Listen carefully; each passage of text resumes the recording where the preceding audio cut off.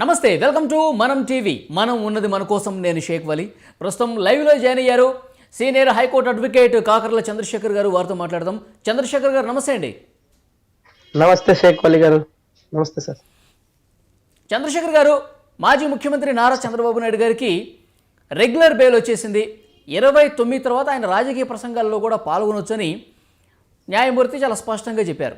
అంటే 29 తర్వాత అంటే ఇప్పుడు రెగ్యులర్ బెయిల్ వచ్చింది కాబట్టి దీని కండిషన్స్ ఏమున్నాయి సార్? ఫస్ట్ దీని గురించి మనం మాట్లాడుకుందాం. రెగ్యులర్ బెయిల్ మీద ఎలాంటి కండిషన్స్? ముఖ్యంగా దీని కండిషన్స్ మీరు చూసుకుంటే, ముఖ్యంగా చంద్రబాబు గారి పైన ఈ 7951 పిటిషన్ మనకు తెలిసిందే. ఇందులో వాళ్ళు మొత్తానికి ఆ కండిషన్స్ టోటల్ గా మెయిన్ మీరు ఆ బెయిల్ జడ్జిమెంట్ కాపీ ఒకసారి కానీ చూసినట్టయితే ఫస్ట్ IA1 IA3 రెండుటికి కలిపి ఒక ఆర్డర్ ఇచ్చారండి. అందులో ఏం చెప్పారు, మీరు సభల్లో పాల్గొనకూడదు, ఓన్లీ కేసు విషయం మటుకు మాట్లాడకూడదు, ఈ 1 లక్ష రూపాయల బాండ్ అని 5 చిన్న చిన్న కండిషన్స్ పెట్టారు షూరిటీస్ ఇచ్చేసి. సో అది నార్మల్ అండి. సో దాన్ని కోట్ చేస్తూ IA4 లో ఇలా పొలిటికల్ ర్యాలీలో కొన్ని పాల్గొకూడదు అని చెప్పారు. అవన్నీ కూడా ఏది వర్తించదు అని చెప్పేసి ఈ జడ్జిమెంట్ లో క్లియర్ గా రెగ్యులర్ బెయిల్ యాజ్ యూజువల్ ఆయన తర్వాత అన్ని చేసుకోవచ్చు, బట్ కేసు విషయం మటుకు ఎక్కడా మాట్లాడకూడదు, ప్రస్తావించకూడదు అని మటుకు ఉందండి. చంద్రశేఖర్ గారు, 29 తర్వాత ఇప్పుడు రెగ్యులర్ బెయిల్ వచ్చింది స్కిల్ కేసులోనే కాబట్టి, మరి ఈ నెల తర్వాత నెక్స్ట్ మంత్లో మిగతా కేసులు కూడా ఉన్నాయి కాబట్టి దాని మీద కూడా విచారణ చేయాలి, లేదంటే దానిలో చంద్రబాబు గారి ప్రమేయం ఉంది ఆ కేసులు అని చెప్పి మిగతా కేసులు అరెస్ట్ చేసుకునే అవకాశం ఏమైనా ఉందా? మిగతా కేసులు అరెస్ట్ చేసుకోవాలంటే మిగతా కేసుల్లో ఆల్రెడీ అన్ని కేసుల్లో వాళ్ళు ఆల్రెడీ ఏ కేసులో అయినా కూడా మేమేమి తొందరపడి అరెస్ట్ చేయము, we will not take coercive steps, we are not going to arrest him అని చెప్పేసి క్లియర్ గా చెప్పారండి. ఆ ఒక్క కేసులో మటుకు మనకి యాంటిసిపేటరీ బెయిల్ రాలేదు. ఆ కేసులో కూడా వీళ్ళు ఆల్రెడీ అక్కడికి సుప్రీం కోర్టుకి చంద్రబాబు గారు న్యాయవాదులు వెళ్ళడం జరిగింది. ఇప్పట్లో అయితే చంద్రబాబు గారు అరెస్ట్ ఉండే అవకాశం అయితే లేదు. వాళ్ళు ఆల్రెడీ రిటర్న్ గా సిఐడి తరపు న్యాయవాదులే ఏ కేసులు అయితే పెట్టారో వాళ్ళే మేమేం అరెస్ట్ చేయట్లేదు కదా, ఎందుకు ఇంత తొందరగా వాళ్ళు వస్తున్నారు, we are not going to arrest. 28 వరకు మేము అరెస్ట్ చేయము, ఆయన హెల్త్ గ్రౌండ్స్ లో బయట ఉన్నారు కాబట్టి అప్పటి వరకు మేము అరెస్ట్ చేయమని చెప్పారు. తర్వాత ఇప్పుడు రెగ్యులర్ బెయిల్ వచ్చింది కాబట్టి ఒక నెల రోజుల తర్వాత కావచ్చు, లేదంటే ఒక 20 రోజుల తర్వాత కావచ్చు, మిగతా కేసుల్లో కూడా ఆయన ప్రమేయం ఉందని చెప్పి అరెస్ట్ చేసుకునే ఛాన్స్ ఉండొచ్చు. ఎందుకంటే కొత్త కేసు ముఖ్యంగా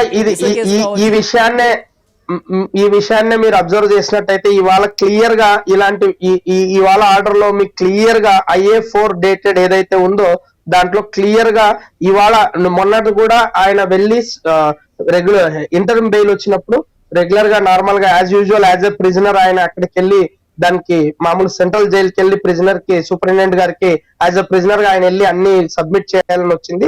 అది క్లియర్ గా ఏం అవసరం లేదు, అవన్నీ లేకుండా వాట్ ఎవర్ అతను petitioner is directed to produce medical reports regarding his treatment before the special court Vijayawada on are before అని వచ్చిందని, instead of producing the same before the superintendent central prison అనేసి క్లియర్ గా వచ్చిందండి. That clearly indicates that so court అన్ని observe చేస్తుంది. So ఈ type of వాదన ఇది ఉండకపోవచ్చు అండి నా దృష్టిలో. ముఖ్యంగా ఇంకొకటి ఏంటంటే remaining conditions imposed in the common order IA1 IA3 మనం ఇదివరకే మన టీవీలో కూడా డిస్కస్ చేసాం. IA1 IA3 కలిపి 5 ఇచ్చారండి, 5 కండిషన్స్ ఇచ్చారు. ముఖ్యంగా ఆయన ఏది చేయకూడదు, ముఖ్యంగా ఆయన దీని గురించి మాట్లాడకూడదు, ర్యాలీలు కానీ సభలు కూడా పాల్గొనకూడదు, ఇలాంటి పొలిటికల్ ఏవి మాట్లాడకూడదు, ఇవన్నీ చేయకూడదు, ఎవరితో ఈ కేసు గురించి మాట్లాడకూడదు, ఇవన్నీ ఇస్తూ ఒక 5 కండిషన్స్ పెట్టారు. ఆ 5 కండిషన్స్ కూడా మళ్ళీ IA4 లో రాశారు. సేమ్ థింగ్ అదే IA1 3 ని షెల్ బి ఫాలోడ్ అనేసి క్లియర్ గా అక్కడ రిమైనింగ్ కండిషన్స్ ఏవైతే ఉన్నాయో అవి మట్టుకు ఫాలో అవ్వాలి. However the condition imposed in the wide order of IA number 4 dated 3/11 in respect of his organizing in public rallies and meetings shall stand relaxed from 29/11. అంటే ఇది వరకు ఏ విధంగా, ఎందుకంటే ముఖ్యంగా ఈ IA4 అనే పిటిషనే చంద్రబాబు ముఖ్యంగా సిఐడి తరపు న్యాయవాదులు ఆయనకు రిలాక్సేషన్ ఇచ్చారు. ఆ రిలాక్సేషన్ ని తప్పుగా వాడుకుంటున్నారు. అందుకోసం 2 DGPలు ఆయన కంపల్సరీ వెళ్ళాలి. చాలా పొలిటికల్ ర్యాలీ కూడా, చాలా పెద్ద పొలిటికల్ ర్యాలీ 14 గంటలు తీశాడు. 14 గంటల ర్యాలీ తీసిన ఆయనకు మనం ఇచ్చింది మెడికల్ గ్రౌండ్స్ బెయిల్ ఉన్న ఆయన ఏ విధంగా ఇంత హెల్దీగా 14 గంటలు తిరిగే ఆయనకు ఎందుకు ఏ విధమైన ఇబ్బందులు ఉంటాయని చెప్పేసి ముఖ్యంగా పొన్నవోలు గారు కానీ సీనియర్ న్యాయవాదులు సిఐడి తరపు న్యాయవాదులు వాదించగా దానికి కోర్టు ఏకీభవించలేదండి. కానీ అప్పుడు ఒక కండిషన్ మటుకు ఇంపోజ్ చేసింది, పొలిటికల్ ర్యాలీస్ లో పొలిటికల్ సభల్లో పాల్గొనకూడదు, పొలిటికల్ మాటలు ఇది చెప్పకూడదు అని చెప్పింది. అది మటుకు ఇప్పుడు చంద్రబాబు గారికి పెద్ద రిలీఫ్ అనే చెప్పొచ్చు. ఇది చంద్రబాబు గారి కేసు అయినంత మాత్రంగా ఇదేం పెద్ద వేరేలాగా చూడకూడదండి. ఇట్స్ రెగ్యులర్ బెయిల్ 437, 438, 439 సిఆర్పిసిలో సెటిల్డ్ ప్రిన్సిపల్ ఆఫ్ లా. ఎన్ని ఆర్గ్యుమెంట్స్ జరిగినా ఇప్పుడు మనం కొత్తగా పూర్తిగా మనం దాన్ని మొత్తం రెగ్యులర్ బెయిల్ వచ్చింది కాబట్టి ఆయన అప్పుడప్పుడు కోర్టు ముందు హాజరు కావాల్సిన అవసరం ఏమన్నా కనిపిస్తుందా?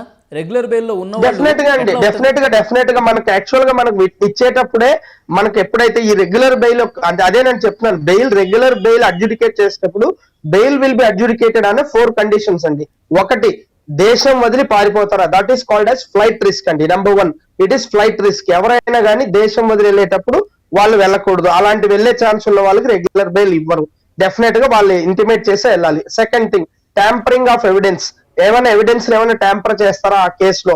ఇంకొకటి వచ్చేసి విట్నెస్ ఏమన్నా ఈ కేసు సంబంధించిన విట్నెస్ ఏమైనా ఇన్ఫ్లుయెన్స్ చేస్తారా.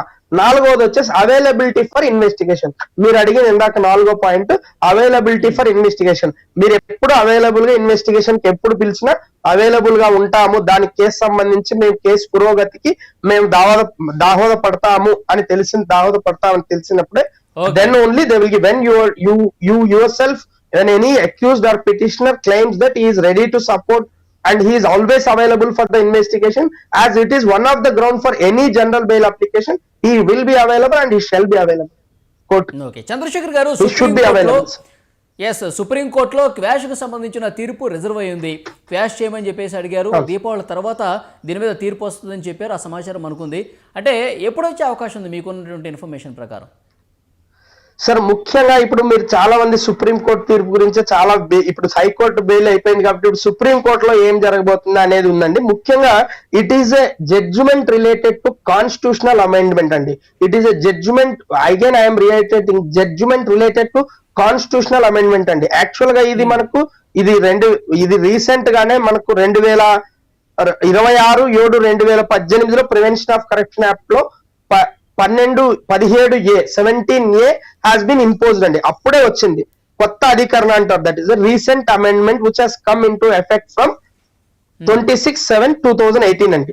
So when honourable supreme court justice or any justice, honorable any justice of any court, if they are going to deal with this type of cases, no one is going to give the judgment at the earliest అండి. So దీన్ని మనం legal భాషలో theory of extempore అంటారండి, extempore cases. So ఇప్పుడు when a judge is going to give the judgment on the spot after hearing the case, if they get to come to conclusion after hearing the case then and there itself, that is called as normal cases అండి. That is normal గా not at that time అంటారండి. This not at that time అంటే ఇదంతా that means it is extempore case అండి. This is purely extempore case అండి. Legal language లో దీన్ని extempore case అంటారు. బికాస్ ఎప్పుడైతే ఇలాంటి తీర్పులు, ఇలాంటి కేసులు చాలా వేరే కేసులతో కూడా ముడిపడి ఉంటాయండి. 17A అనేది ఇట్ ఈస్ ఎందుకు పెట్టారు, చాలా మంది పొలిటికల్ వాళ్ళు కానీ లేకపోతే ముఖ్యంగా పొలిటికల్ వాళ్ళ కోసం కాదండి ఈ కేసు పెట్టి ఈ అధికారం వచ్చింది. ఎంప్లాయీస్ ని దుర్వినియోగం చేస్తారు, ఎంప్లాయీస్ ని వాడుకుని ఎంప్లాయీస్ కి ఎవరైనా కానీ ఈ 17A ముఖ్యంగా ఏం చెప్తుందంటే, ఇప్పుడు ఎవరైనా సపోజ్ ఒక మీరు ముఖ్యంగా తీసుకుంటే పోలీస్ డిపార్ట్మెంట్ లో ఒక కానిస్టేబుల్ ఉంటారు, కానిస్టేబుల్ పైన head constable SI, ASI, SI, DSP, additional SP, ఈ విధంగా ఉంటారు. సపోజ్ ఒక సర్వీస్ మ్యాటర్ లోనే ఒక అడిషనల్ ఎస్ఐ ఎవరి దగ్గర ఎంతో తిన్నాడు అన్న విషయం వచ్చింది అనుకోండి. సో రేపు సిఐడి వచ్చి ఒక కేసు పెట్టింది ఆయన పైన, అడిషనల్ ఏఎస్ఐ పైన. Definitely he should take permission before taking him to remand from his superior officer.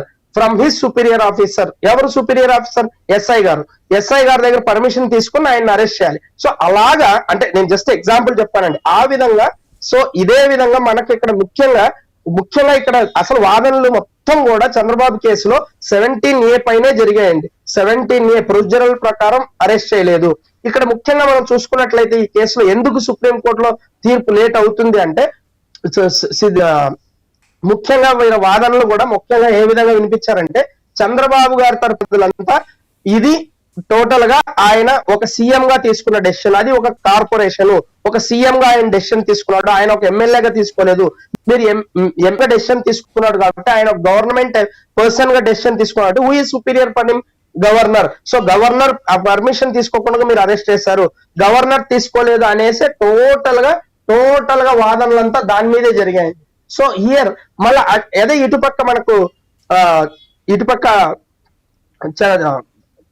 Ponnavolu గారి సిఐడి తరపున న్యాయవాదులు చూస్తే ఆయన అలా కాదు, ఆయన ఎమ్మెల్యేగా డెసిషన్ తీసుకున్నాడు కాబట్టి మేము స్పీకర్ పర్మిషన్ తీసుకున్నాం, ఇది సరిపోతుంది అనేసి వీరు కంప్లీట్ గా వీరి వాదనలు వినిపించారు.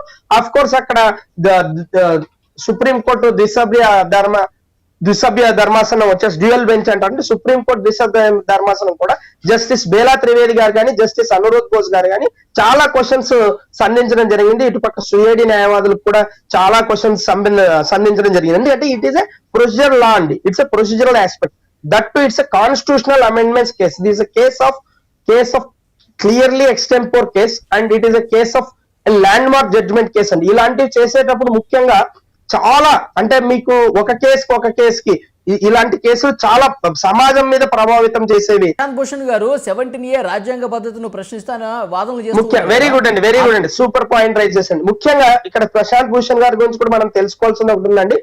He's right, he is prior to that India against corruption అనే సంస్థకు ఆల్రెడీ ముఖ్యంగా ఆప్ ఇప్పుడు ఉన్న ప్రస్తుతం AAP chief minister Delhi chief minister Arvind Kejriwal గానీ వీరంతా ఒక టీమ్ లో అప్పుడే ఇండియా అగైన్స్ కరప్షన్ అనే దాంట్లోనే చేసే టీమ్ లోనే advocate Prashant, senior supreme court advocate Prashant Bhushan garu కూడా ఒక సీనియర్ న్యాయవాదిగా ఇలాంటివి ఎన్నో కేసులు వేశారండి. ఇక్కడ ముఖ్యంగా జరగడం కూడా ఇప్పుడు కానీ సగటు మనుషులకి ముఖ్యంగా ఇటు చంద్రబాబు సానుభూతి పరులకు వచ్చే డౌట్ ఏంటంటే ఇన్ని రోజులు ఇది 2018లోనే ఆయన 2018లోనే ఈ అధికారం తెచ్చారు, 17A తెచ్చారు. అప్పుడు మటుకు ఇప్పుడు ఎందుకు ఈ విధంగా ఆయన ఇది ఉద్యోగులకు రక్షణ ఆల్రెడీ ఉంది, ఈ గొడుగు కింద చాలా మంది అవినీతికి పాల్పడే అవకాశం ఉంది కాబట్టి ఈ 17A టోటల్ గా కంప్లీట్ గా తీసేయాలి, 17A అనేదే కరెక్ట్ కాదు అనేసి ఒక పిల్ వేసారండి. సో కాబట్టి ఇది ఏది ఏమైనా కూడా court will take in to the anything also in to the cognizance what ever they you submit also they have to take. It has to be decided in a 360 degrees when a constitutional amendment has happened. So అందుకోసమే ముఖ్యంగా ఇది late అవుతుందండి. ఇంకొకటి ఏంటంటే ఈ late అవడానికి కారణం కూడా it's a dual bench judgment and dual bench have set that thing. ఇప్పుడు మనమే ఇద్దరు, మీకు చాలా your senior journalist, you would have known, చాలా కేసుల్లో మనం పెద్ద కేసుల్లో 5 జడ్జెస్, సుప్రీం కోర్టు జడ్జెస్ కూడా ముఖ్యంగా మనం ఏదైతే